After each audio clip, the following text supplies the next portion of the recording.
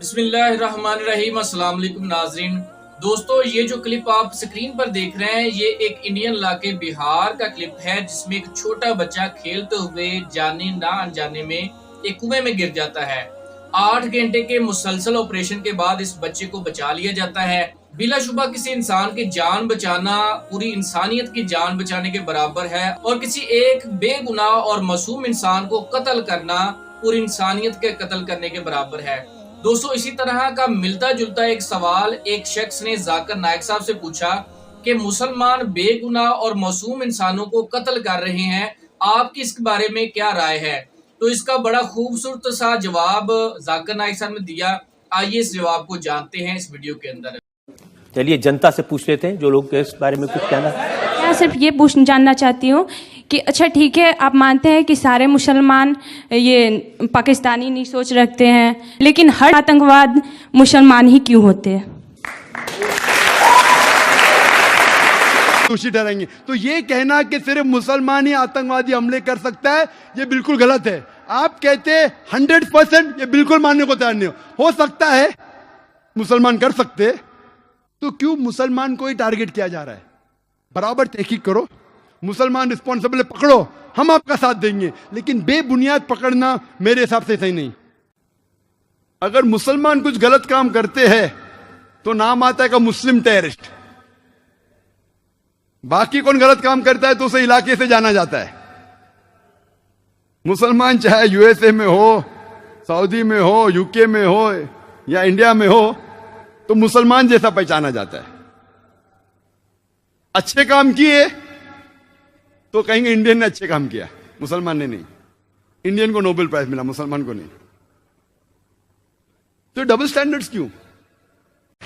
मैं ये नहीं कहता हूं कि मुसलमान ने आतंकवादी हमले नहीं किए।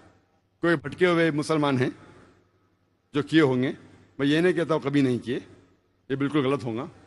लेकिन मीडिया में जब फ्रंट पेज पे आएंगे अक्सर मुस्लिम टेररिस्ट, जैसे बाकी टेररिस्ट कौन है ही नहीं, इस देश में सिर्फ मुसलमान ही टेररिस्ट है।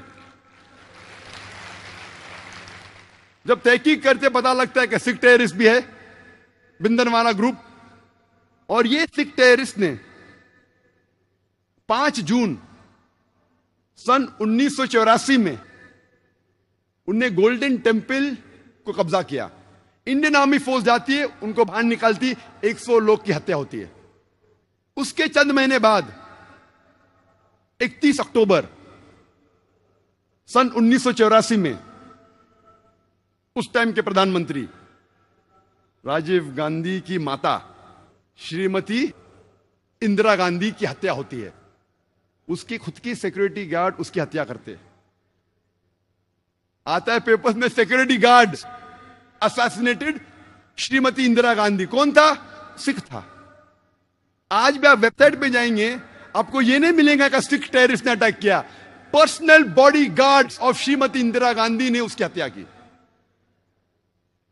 आप असम में जब जाएंगे, असम में एक टेररिस्ट ऑर्गेनाइजेशन है ULFA, united liberation front of Assam. बहुत खतरनाक है।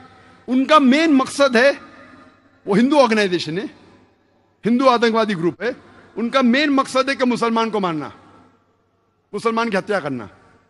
और आपको पता है कि चंद सालों में उल्फा, सिर्फ उल्फा ने, ये 2 साल के पहले का स्टैटिस्टिक्स है, अभी अपडेट नहीं किया हूं मैं, 2006 तक के उल्फा ने 749 टेररिस्ट अटैक्स किए। There is no other terrorist organization in the world history who has done 749 terrorist attacks. 749 terrorist attacks ULFA ने किए चंद सालों में सिर्फ। हम पढ़ते ही नहीं पेपर में, हमें पता ही नहीं। मैं जब बॉम्बे में पेपर पढ़ता हूं पता चलता कश्मीरी टेररिस्ट, मुस्लिम टेररिस्ट। जब मुझे कश्मीर लोग काफी बुला रहे थे तकरीर करने के लिए, और मैं सोच जाऊं क्या नहीं जाऊं, जाऊं क्या नहीं जाऊं। फिर 2003 में सोचता हूं मैं जाऊंगा। अल्हम्दुलिल्लाह वहां की गवर्नमेंट पूरा इंतजाम करती है। और 14 साल के बाद सबसे पहली बार खुले आम पोलो ग्राउंड में तकरीर करने की परमिशन देती है। माशाअल्लाह 1 लाख से ज्यादा लोग वहां मौजूद होते। मैं सोचा था मैं जाऊं क्या नहीं जाऊं, हालात बुरे हैं।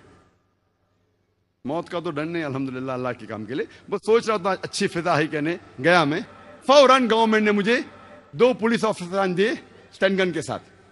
मैं वहां गया, तकरीर किया, चीफ मिनिस्टर से मिला, गवर्नर ने मुझे बुलाया डिनर के लिए, ब्रेकफास्ट के लिए, काफी मिनिस्टरों से मिला। हालात तो लग रहे थे, लेकिन मुझे कुछ महसूस नहीं हुआ कि 2 बॉडीगार्ड्स की जरूरत थी। चंद महीने बाद मैं जाता हूं आसाम में, एयरपोर्ट पे उतरता हूं, उतरते ही 4 पुलिसमैन स्टैंड गन के साथ। 4 पुलिस, आसाम में क्या जरूरत है? आसाम में 4 पुलिसमैन, वो भी स्टैंड गन के साथ, क्या जरूरत है? जब मैं सड़कों पे निकलता हूं, एयरपोर्ट से दूर जाता हूं, फिर एहसास हुआ मुझे 3 दिन बाद कि अगर ये 4 पुलिस अफसर मेरे साथ नहीं होते थे तो शायद मैं आज नहीं होता था यहां। हमें तो पता ही नहीं आसाम की हालत क्या है। आसाम में इतने आतंकवादी हमले हो रहे, हमें पता ही नहीं है। मुझे तो बिल्कुल नहीं पता था, मैं न्यूज़पेपर पढ़ता हूं हमेशा। वहां जाने के बाद पता चला, इंटरनेट पे तहकीक करने के बाद पता चला कि वहां की terrorist organization is one of the most dangerous, बहुत खतरनाक। ऐसे कई टेररिस्ट ऑर्गेनाइजेशन असम में, बोडो, मिजोरम में कई क्रिश्चियन ऑर्गेनाइजेशन है,